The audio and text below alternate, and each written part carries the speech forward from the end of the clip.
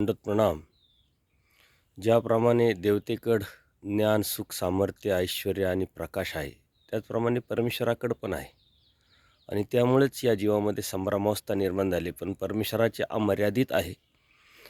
आणि ह्या परमेश्वराच्या जीव उद्धारण्याच्या सिस्टममध्ये किंवा आनंद देण्याच्या मिशनमध्ये एक भाग म्हणून देवतेकडं हेच पंचप्रकार, परंतु अत्यंत मर्यादित आहे. ज्ञान, सुख, सामर्थ्य, ऐश्वर्य आपण बघितलं. आता प्रकाश, परमेश्वर स्वयंप्रकाशित आहे. तशा देवता ह्या स्वयंप्रकाशित नाही, पण तरीही त्याला प्रकाश का म्हटलं जातं?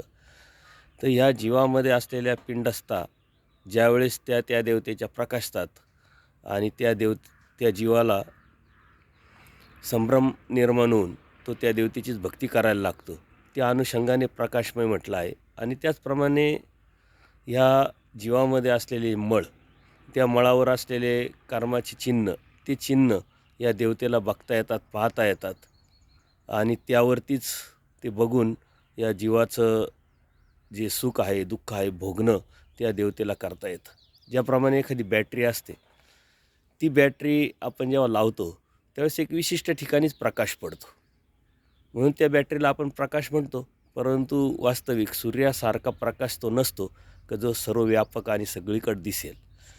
त्याचप्रमाणे ज्ञान, सुख, सामर्थ्य, ऐश्वर्य, प्रकाश हे देवतेचे मर्यादित आहे.